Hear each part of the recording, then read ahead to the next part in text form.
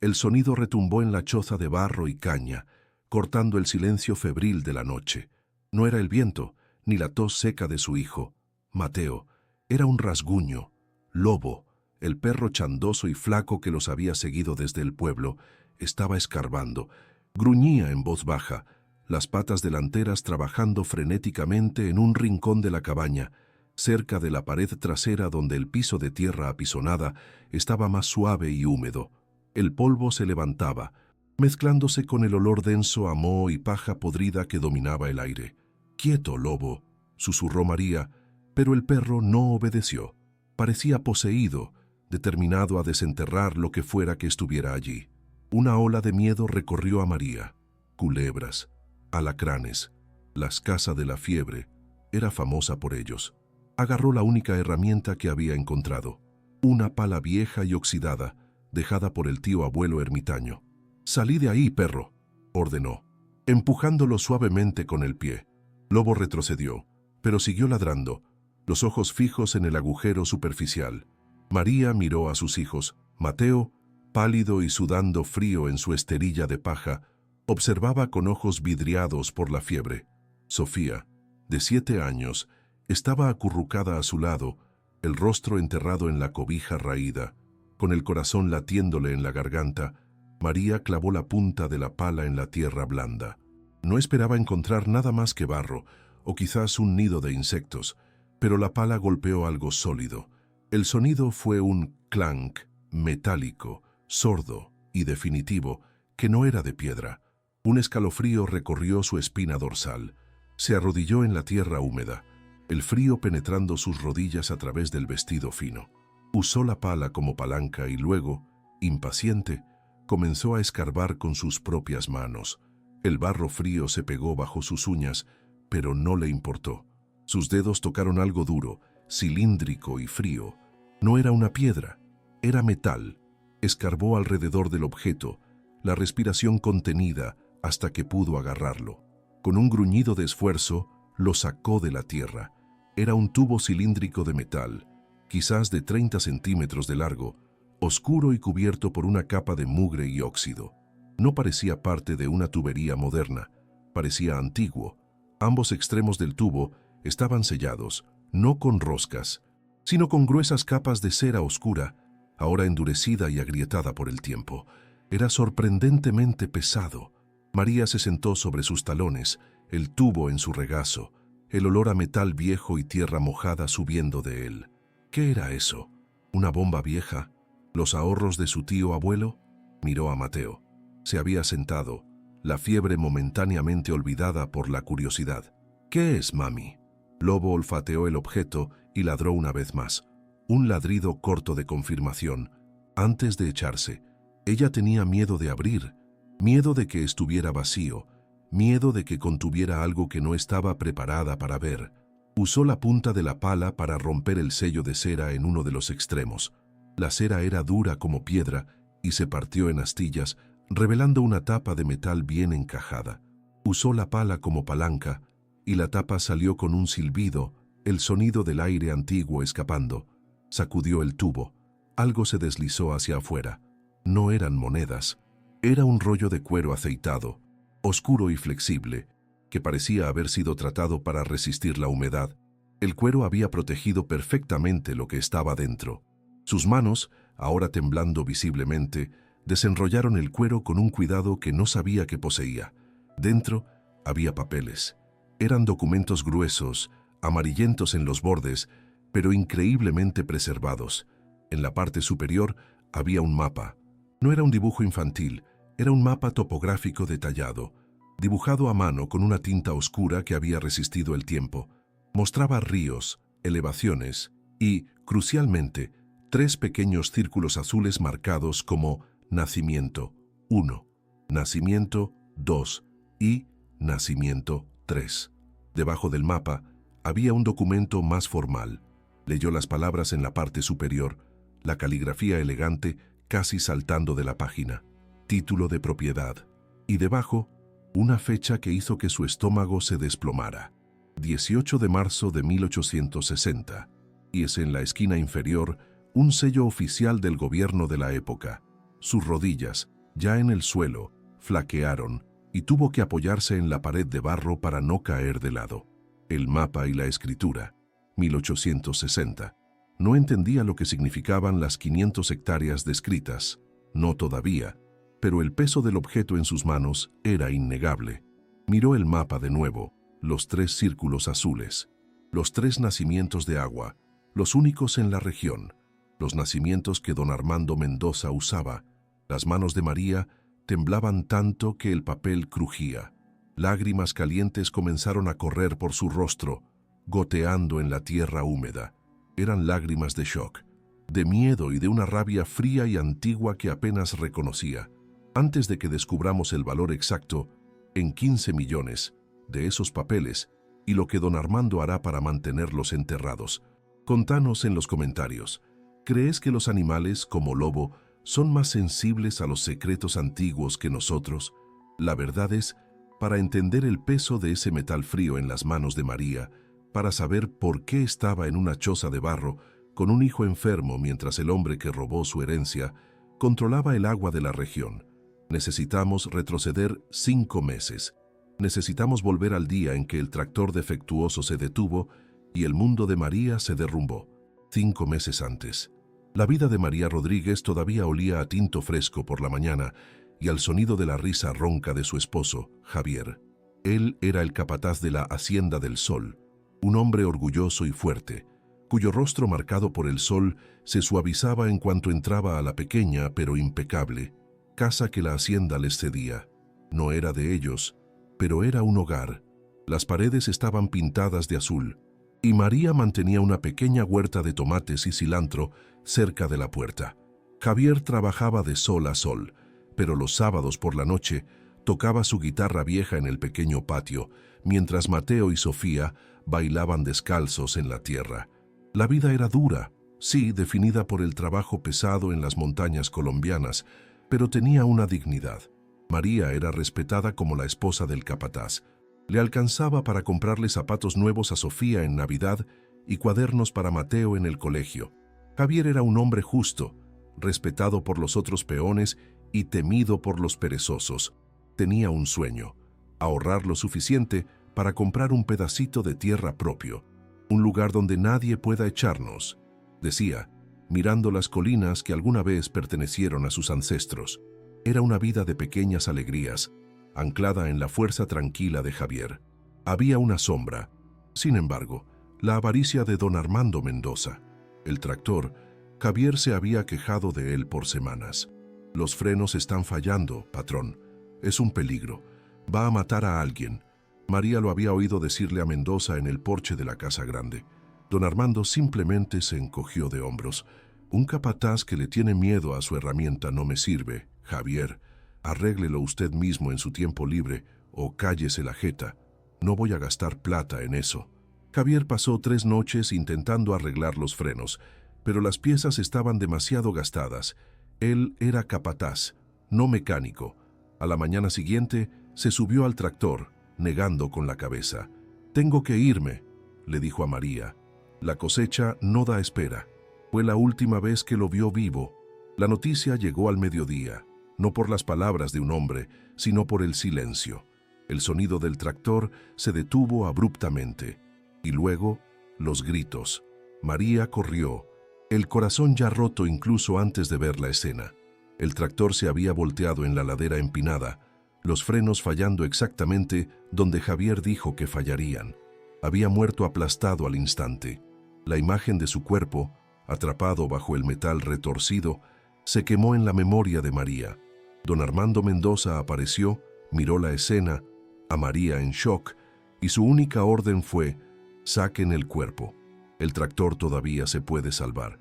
El funeral fue una despedida solitaria.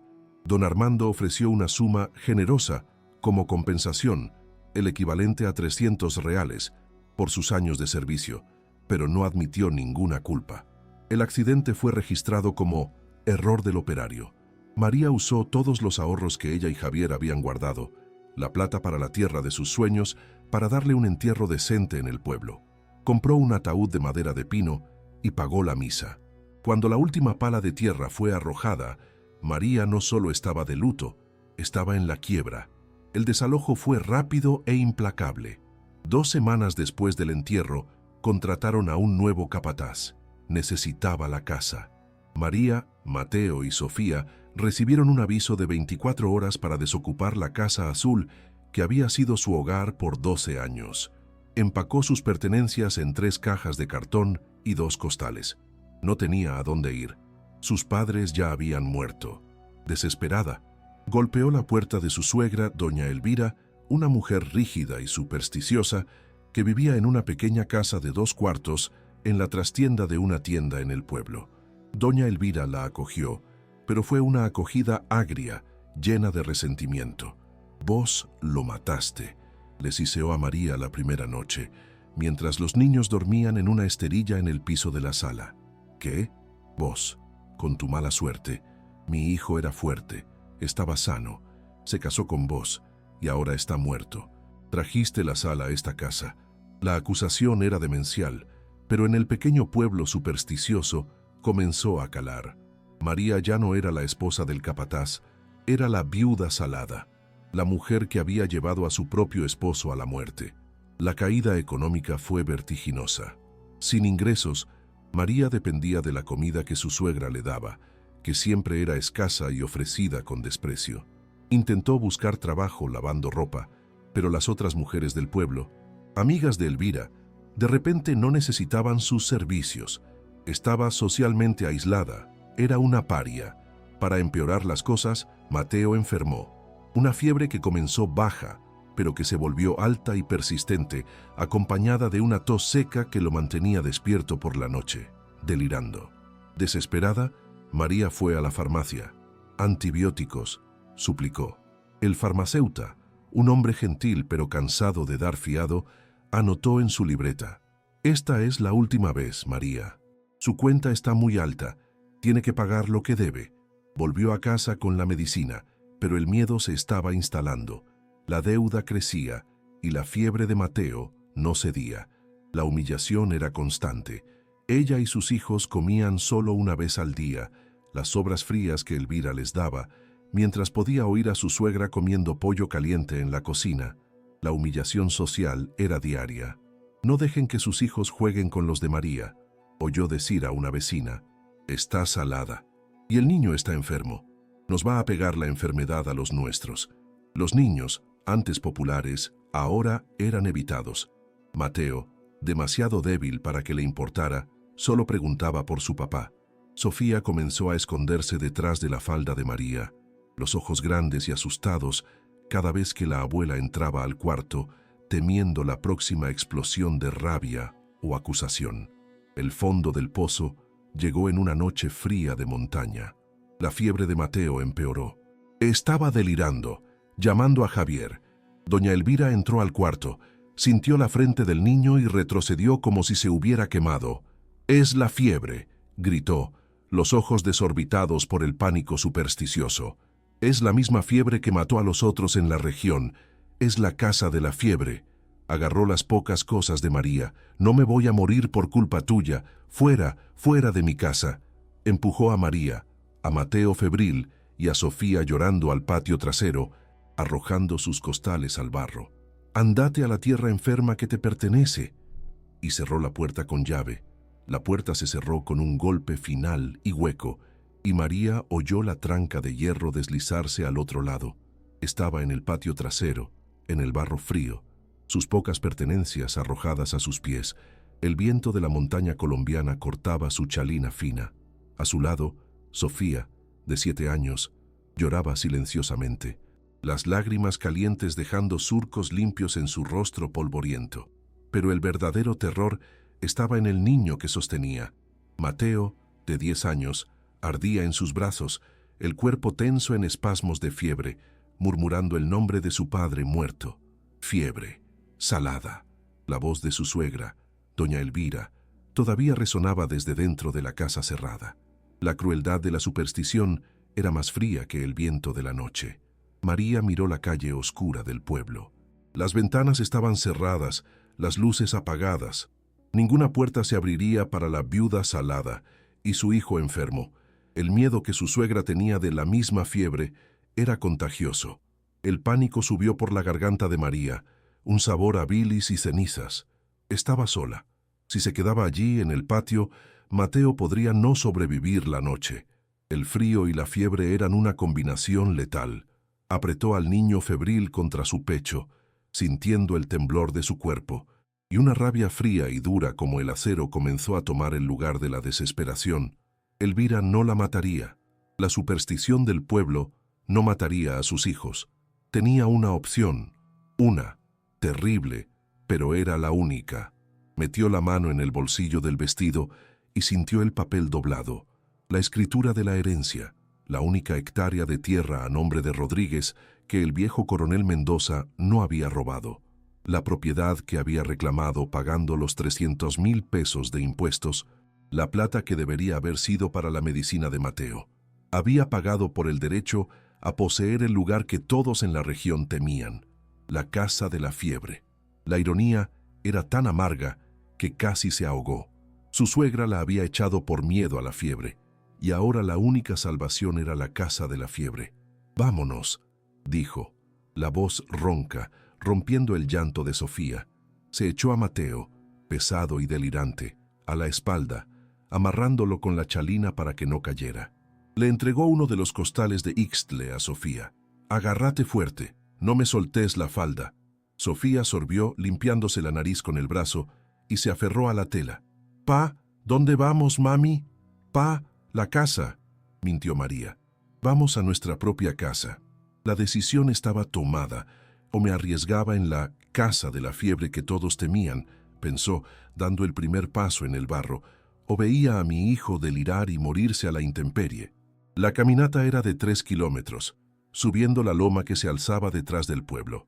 No había luna, solo la luz fría de las estrellas y el brillo distante de las luces de la hacienda del Sol de don Armando, burlándose de ella en el valle opuesto. El camino era empinado y cubierto de piedras sueltas. María tropezó varias veces, el peso de Mateo casi tirándola al suelo. Cada paso era una agonía, sus hombros quemando, sus piernas temblando por el esfuerzo. Sofía sollozaba detrás de ella, intentando seguir el paso, las pequeñas piernas arañadas por los arbustos espinosos. Detrás de ellos, una sombra silenciosa los seguía. Lobo, el perro chandoso de la hacienda que había perdido a su dueño, Javier, y ahora había adoptado a la familia. No ladraba, solo los seguía a una distancia respetuosa, un guardián flaco y fantasmal. María se detuvo a mitad de la subida para tomar aire. El único sonido era la tos seca y áspera de Mateo y el silbido del viento en las rocas. El aire era más ralo allí y más frío. Podía sentir el sudor de Mateo enfriándose en su espalda, una humedad peligrosa. «Más rápido», murmuró para sí misma. La leyenda de la casa de la fiebre daba vueltas en su mente a cada paso. Decían que en los años 80, una familia entera de jornaleros temporales se había mudado allí. En una semana, todos estaban muertos. «Fiebre amarilla», había dicho el médico del pueblo. Pero los más viejos decían que era la tierra, que la propia tierra estaba enferma, envenenada por alguna tristeza antigua, y que mataba a cualquiera que intentara reclamarla. La casa había estado abandonada desde entonces, ni siquiera los invasores se atrevían a ocuparla, y ahora ella llevaba a su hijo febril directamente al corazón de la leyenda. Casi pasó de largo. La choza era poco más que una sombra más oscura contra la ladera de la montaña. Era más pequeña de lo que imaginaba, pareciendo más un montón de barro y ramas que una vivienda humana. El tío abuelo ermitaño debió ser un hombre de necesidades mínimas. No había cerca, solo un pedazo de tierra apisonada cubierto de maleza. El olor la golpeó antes de que la viera bien, un olor denso a moho, a paja podrida y a estancamiento. El olor de algo cerrado y muriendo durante 40 años. Cuando se acercó, la luz de las estrellas reveló la devastación.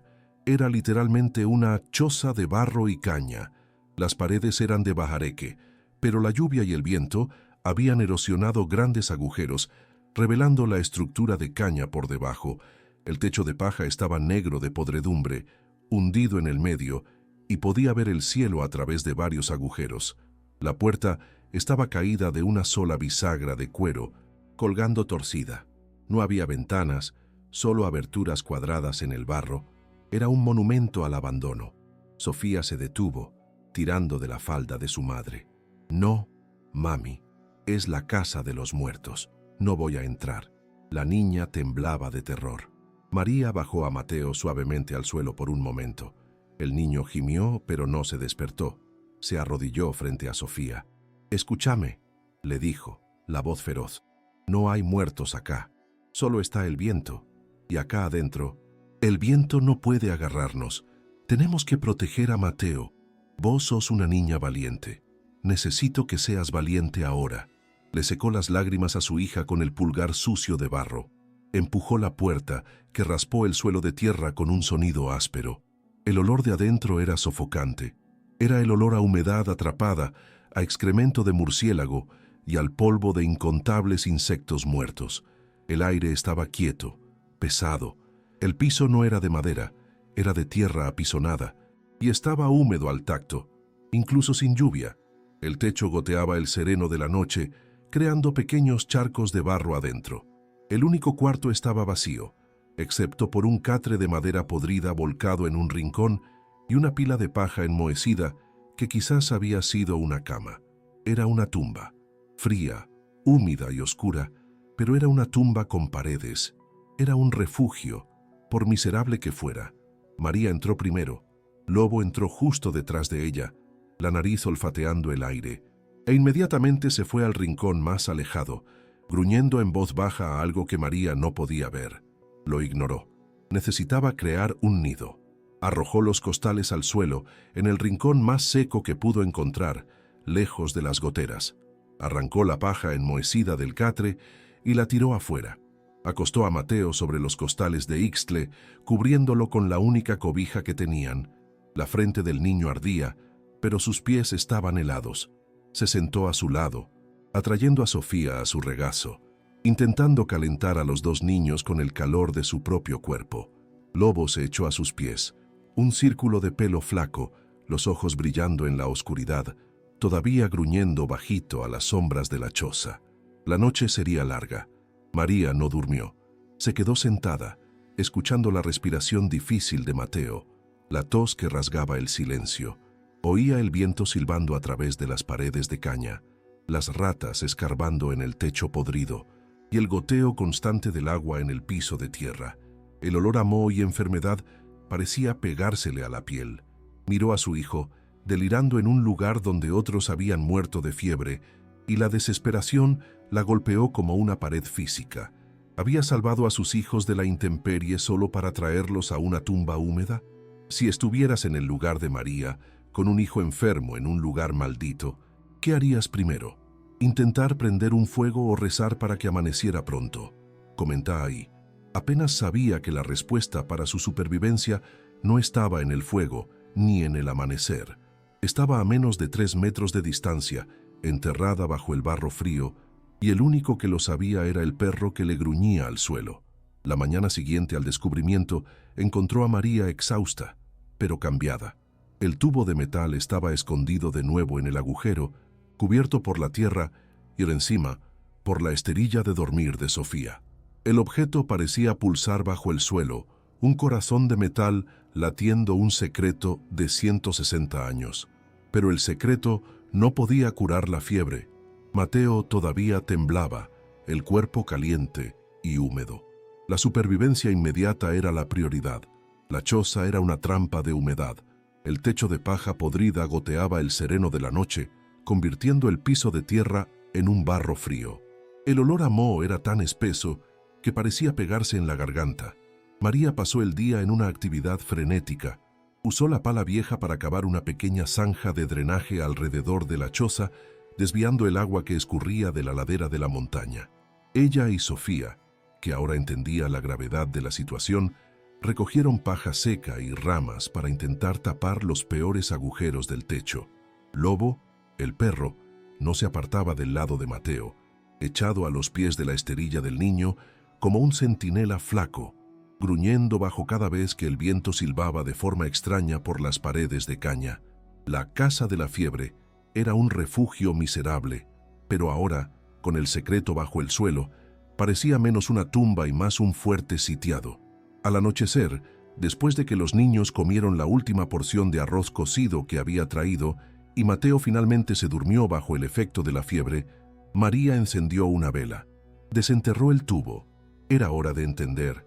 Desenvolvió el mapa topográfico bajo la luz temblorosa. Era una obra de arte. Las líneas de altura, los arroyos, las formaciones rocosas, y allí el premio, propiedad de la familia Rodríguez, 500 hectáreas, 1860. Siguió las líneas con el dedo tembloroso. Era inconfundible. El mapa cubría todo el valle, incluyendo las tierras brillantes y verdes de la Hacienda del Sol. Tomó el título de propiedad. El sello oficial del gobierno de la Confederación Granadina estaba allí, en relieve, intacto. Pero fue la nota al reverso del mapa la que le sacó el aire de los pulmones. La caligrafía era fuerte, pero apresurada, escrita con una tinta que se había vuelto marrón. 10 de agosto de 1864. El coronel Mendoza llegó. La sequía mató nuestro ganado. Me ofreció 10 pesos o una bala. Se quedó con mis tierras, pero no encontró la escritura. Escondo esto para que un día la justicia regrese al agua. Que Dios perdone mi flaqueza.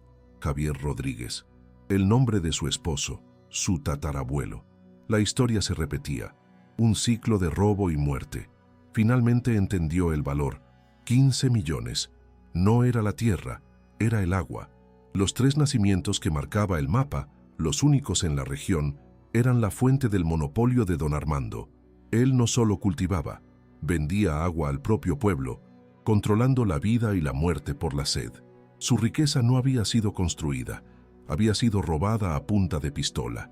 La fiebre de Mateo, la muerte de su esposo en el tractor defectuoso, la crueldad de su suegra, todo parecía ahora parte de la misma injusticia larga y sangrienta. La rabia era un fuego frío en su pecho, más caliente que la fiebre de Mateo. Necesitaba ayuda. Necesitaba saber si esto era real o solo un sueño desesperado. A la mañana siguiente, escondió el tubo de metal y cargó a Mateo en su espalda, la fiebre aún ardiendo. Bajó la montaña hasta el pueblo, el olor a enfermedad y desesperación pegado a ella. Su primera parada fue la farmacia. «Por favor, señor Martínez», le rogó al farmacéutico, «la fiebre no baja, más antibióticos, le pagaré, se lo juro». Martínez miró al niño delirante, suspiró y le entregó el frasco. «María, esta es la última vez. Su cuenta, ya sé», lo cortó. «Le voy a pagar». Con la medicina en mano, pero el mapa ardiendo en su mente, tomó una decisión arriesgada. Fue a la notaría del pueblo, un pequeño cuarto polvoriento al lado del puesto de policía. El notario, un hombrecillo nervioso con un bigote manchado de tabaco, la miró por encima de las gafas. «María, oí que te echaron y que estás viviendo en la casa de la fiebre. Una mala decisión. Quiero ver los registros», dijo ella, la voz baja pero firme, ignorando el insulto. «Y quiero ver la escritura original de la Hacienda del Sol, la de 1860. El notario se congeló, soltó la pluma. El silencio en la sala fue roto solo por la tos de Mateo. El hombre se rió, un sonido agudo y aterrorizado. «¿Estás loca?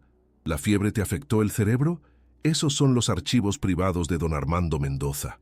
Los registros de tierra son públicos», insistió María, el corazón desbocado. El hombre se levantó, el rostro rojo de pánico. «¿Públicos? Nada aquí es público sin el permiso del patrón. Vos, una viuda salada, viviendo en un hueco de barro, ¿te atreves a cuestionar la propiedad de don Armando? Salí de acá». Señaló a los 2 policías que tomaban tinto al otro lado de la calle. «Salí ya, o te denuncio por alterar la paz y esparcir enfermedades». La humillación fue total. Fue prácticamente arrojada a la calle polvorienta, agarrando a su hijo enfermo. La notaría, la ley local, era solo otro de los perros guardianes de Mendoza. La primera puerta de la justicia había sido cerrada con llave y vigilada. Se sintió impotente, las lágrimas de rabia quemándole los ojos. Quizás el papel era inútil, quizás el poder de Mendoza era absoluto. Le dio a Mateo la medicina allí mismo, en la cuneta, usando el agua de una pila pública.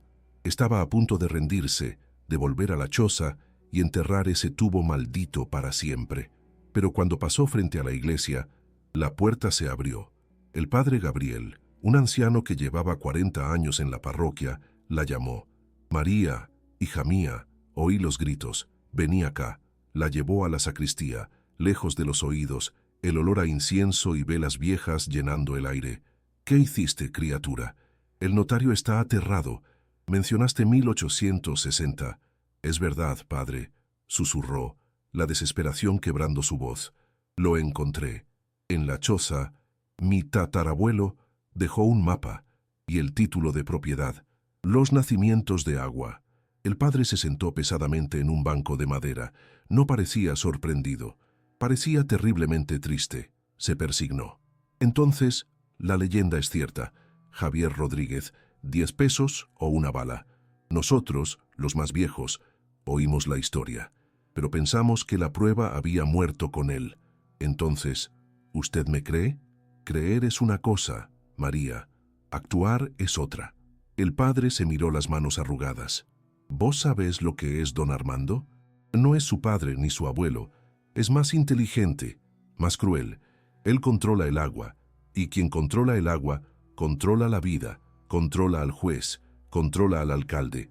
Dona para el techo de esta iglesia. Si mostras ese papel, no te va a dar 10 pesos o una bala. Simplemente te va a desaparecer, a vos y a tus hijos. Pero es mío, es justicia, suplicó ella. La justicia no vive en estas montañas, hija mía, dijo el padre. Solo el poder. Por el amor de Dios y la vida de tus hijos, quema ese mapa. La segunda puerta, la de la fe, también se había cerrado. El padre tenía miedo. El notario era cómplice. María salió de la iglesia al sol fuerte, sintiéndose más sola que nunca. Volvió a la choza, el corazón pesado como plomo. Le dio la medicina a Mateo, que finalmente cayó en un sueño más tranquilo, la fiebre pareciendo ceder ligeramente. Se sentó en la puerta de la choza de barro, Lobo con la cabeza en su regazo. Miró el mapa. ¿Quemar? ¿Después de la muerte de Javier? ¿Después de la humillación? No, necesitaba ver lo que le habían robado. Esperó hasta la tarde siguiente, cuando Mateo estaba lo suficientemente estable como para dejarlo con Sofía por una hora. Atrancá la puerta, no le abras a nadie, ordenó. Tomó el mapa y un cuchillo de cocina. No fue por el camino. Subió la ladera de la montaña detrás de su choza, siguiendo las líneas topográficas que su tatarabuelo había dibujado. El mapa era preciso. La guió por un camino de cabras, a través de arbustos espinosos, hasta una cresta alta que nunca había explorado. Desde allí podía verlo todo. El valle entero se extendía bajo sus pies. A un lado, su choza miserable. Al otro, la vasta extensión verde e irrigada de la Hacienda del Sol. Y en el centro, el corazón palpitante de todo, exactamente como el mapa prometía. 3 oasis verdes, de donde el agua brotaba de la tierra, brillando bajo el sol. Los nacimientos. Podía ver los tubos y las bombas que don Armando había instalado, chupando el agua que era de ella y vendiéndola de vuelta a su propio pueblo. La vista era magnífica y nauseabunda. Era la prueba física. Se quedó allí mucho tiempo, solo mirando, pero no estaba sola. Su visita a la notaría y a la iglesia había alborotado el avispero. El padre, aterrado, había mencionado la confesión de María a uno de los hombres de confianza de Mendoza, rogando por misericordia para la viuda. El notario ya le había contado. Don Armando ahora sabía que ella no solo estaba viviendo en la choza, estaba haciendo preguntas, y cuando uno de sus matones, patrullando el perímetro de los nacimientos con binoculares, la vio en la cresta mirando el agua, sonó la alarma. Cuando María regresó a la choza, el corazón latiendo con una mezcla de triunfo y miedo, lo encontró esperando. Una camioneta blanca y reluciente, que valía más que 1000 funerales, estaba estacionada frente a su casa de barro. Don Armando Mendoza estaba apoyado en ella, impecablemente vestido, sus gafas de sol reflejando la escena miserable. María, dijo, la voz suave como la seda. Qué tragedia lo que pasó con Javier. Un hombre tan bueno, pero descuidado. El equipo estaba perfecto. La mentira fue la primera bala. Miró la choza, la nariz arrugada de asco. Y ahora, esto, la casa de la fiebre, con tu hijo enfermo. Chasqueó los dedos. Un matón puso una caja de comida y varios galones de agua en el suelo. Soy un hombre cristiano. No puedo dejar sufrir a la viuda de mi mejor capataz. Sacó un sobre del bolsillo de su camisa. Aquí hay 1.000.000 de pesos, 1.300. Tómalos. Llévate a tus hijos a Bogotá. Empezá de nuevo. Solo dame el título de esta hectárea inútil para poder limpiarla. Es una cuestión de caridad. María miró el agua, la comida, el sobre. Era la salvación. Era la salida fácil. El padre le había aconsejado que aceptara, pero entonces vio el rostro de su esposo, aplastado bajo el tractor. Vio los 3 nacimientos. No, gracias, patrón. La sonrisa de Armando vaciló. No seas boba, mujer. No soy boba, dijo ella, la voz temblando, pero negándose a quebrar. Yo sé lo que está comprando, y no es esta hectárea, son las otras 500. El aire se detuvo. La sonrisa de Mendoza desapareció por completo, reemplazada por una máscara de hielo. Lo encontré, susurró, el secreto ahora suelto, el mapa, el título de propiedad de 1860, el de Javier Rodríguez, el de los 3 nacimientos. Don Armando no se movió por un largo momento. Luego se rió, un sonido seco y sin humor. Papel, basura, vieja de un borracho que lo perdió todo. Ya no lo perdió. Ustedes lo robaron, disparó ella. Me dio 10 pesos o una bala. Fue lo que él escribió.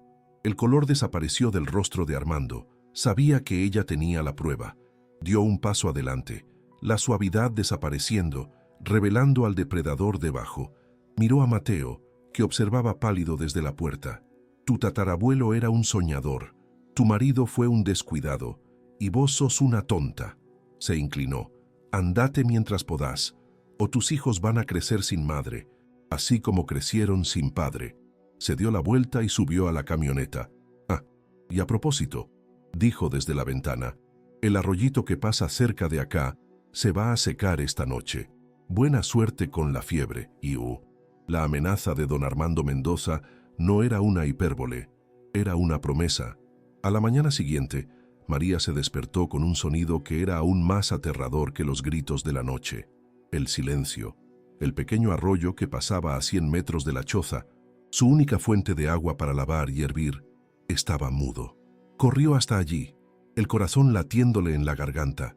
El lecho del arroyo era solo barro húmedo y piedras. Río arriba, podía ver las marcas frescas de un tractor. Lo había hecho. Había desviado el arroyo. La caridad que había dejado, los pocos galones de agua potable, era ahora una sádica cuenta regresiva. Era suficiente para 3, quizás 4 días. Era una sentencia de muerte lenta por deshidratación. Miró a Mateo. La fiebre del niño, que había mejorado con los antibióticos, ahora empeoraba con la falta de agua fresca para bañarlo. Estaba letárgico, los labios secos. Agua, mami, susurró. El pánico de María era una jaula fría cerrándose a su alrededor. Estaba atrapada, a kilómetros del pueblo, con un hijo enfermo y un enemigo que controlaba la propia lluvia. Sabía que no podía esperar el amanecer. Él no la mataría directamente. Dejaría que la fiebre ni la sed hicieran el trabajo por él, una muerte natural, que nadie investigaría. Tenía que huir. Ya. Esa noche, la intimidación final llegó. Lobo comenzó a gruñir, un sonido bajo y gutural desde el fondo de su pecho. María apagó la vela. Oyó el crujir de ramas y el resoplar de caballos. 4 o 5 matones de Mendoza, siluetas oscuras contra la luz de las estrellas, rodeaban la choza. No hablaron. No arrojaron piedras. Hicieron algo peor. Con sogas enlazaron la frágil cerca de caña que marcaba el perímetro de la hectárea de María y que con los caballos simplemente la arrancaron del suelo. El sonido de la madera partiéndose fue un acto de violación calculado. Le estaban diciendo, sin palabras, que el último límite había caído. Podían entrar cuando quisieran. Tan pronto como el sonido de los cascos desapareció en la noche, María actuó. No empacó los costales, tomó solo lo esencial, la cobija, el resto de los antibióticos y el tubo de metal, que amarró firmemente contra su pecho, bajo la blusa. Despertó a Sofía. «Shh, vamos a jugar un juego». Tenemos que ser fantasmas. Se echó a Mateo, febril y somnoliento, a la espalda, amarrándolo con la chalina. No fue por el camino. Salió por la parte trasera de la choza, subiendo la ladera de la montaña en la oscuridad total, siguiendo la cresta, un camino que los caballos no podían patrullar fácilmente.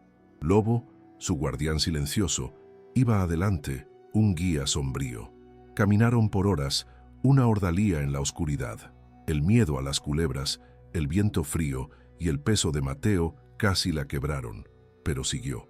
Rodeó su propio pueblo, donde era una paria, y caminó 10 kilómetros más hasta el pueblo vecino, donde llegó al amanecer, pareciendo una refugiada de guerra. Sucia, exhausta, con 2 niños enfermos, usó la última plata que había conseguido vendiendo el anillo de bodas de su madre, que había escondido en la bota para comprar 3 pasajes en el bus más barato para Bogotá.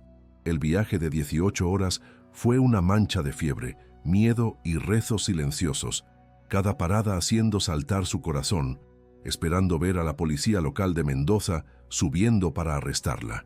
Llegó a la capital sin un centavo, con solo un nombre que el padre Gabriel le había dado, en caso de emergencia. Después de dormir una noche en un albergue de la iglesia, encontró la pequeña oficina en un edificio comercial. Dr. Elías Vélez, Derechos Humanos y Disputas de Tierras. El abogado era un hombre de mediana edad, con ojos cansados que habían visto todo tipo de injusticia. Escuchó la historia de María con paciencia, asintiendo con simpatía, pero sin promesas. Historias de tierras robadas eran comunes. Pruebas, no. Señora Rodríguez, sin pruebas. Estoy atado de manos. Tengo pruebas, lo interrumpió ella. Desenvolvió el título de propiedad de 1860 y el mapa topográfico sobre el escritorio de él. El cansancio de Elías Vélez desapareció, reemplazado por un shock eléctrico. Tomó una lupa, tocó el sello oficial de la Confederación Granadina, miró las líneas del mapa. Dios mío, susurró. ¿Sabe lo que es esto? Esto no es solo un título. Este es el mapa original de la cuenca hidrográfica. Es un documento del Archivo Nacional. Actuó con una velocidad que María no creía posible. Puso a María y a sus hijos en un lugar seguro y llevó los documentos al Instituto Geográfico Nacional y al Archivo Histórico. La autenticación fue irrefutable. Los sellos de 1860 eran auténticos. El mapa era el primer registro oficial de esos nacimientos, haciendo que el título de propiedad de María no solo fuera legítimo, sino históricamente inatacable. El caso explotó en los medios nacionales. La viuda de la choza de barro versus el dueño del agua. La historia de una madre soltera, echada por la suegra, viviendo en la casa de la fiebre, con un hijo enfermo, que desentierra la prueba de un robo de 160 años, era un escándalo perfecto. Don Armando Mendoza ya no era un benefactor local, era un gamonal ladrón que monopolizaba el agua de todo un pueblo. La batalla legal fue larga y brutal, durando 16 meses. Los abogados de Mendoza intentaron todo. Alegaron que María estaba loca, que los documentos eran falsificaciones, que aplicaba la prescripción adquisitiva, pero la justicia federal, ahora supervisando el caso, no podía ignorar la nota al reverso del mapa, 10 pesos o una bala. Era la prueba de adquisición fraudulenta. La sentencia fue demoledora. Los títulos de Mendoza fueron anulados. Las 500 hectáreas y el control total de los 3 nacimientos, valorados en 15 millones, fueron restaurados a María Rodríguez. María regresó a las montañas, no a la choza de barro, sino como la mujer más poderosa de la provincia. Don Armando quedó arruinado, enfrentando cargos federales por fraude. La primera acción de María no fue construir un palacio, fue construir un acueducto. Garantizó el suministro de agua gratuito y entubado para el pueblo que la había expulsado. Su segunda acción fue transformar la lujosa Hacienda del Sol en la Fundación Javier Rodríguez, un hogar y centro de capacitación para viudas y huérfanos de jornaleros. Y dicen en la región que el viento que sopla por la choza de barro ya no carga el olor de la fiebre, sino el sonido del agua corriendo libre, un recordatorio de que la justicia, incluso enterrada bajo el barro por 160 años, siempre encuentra el camino de regreso a casa.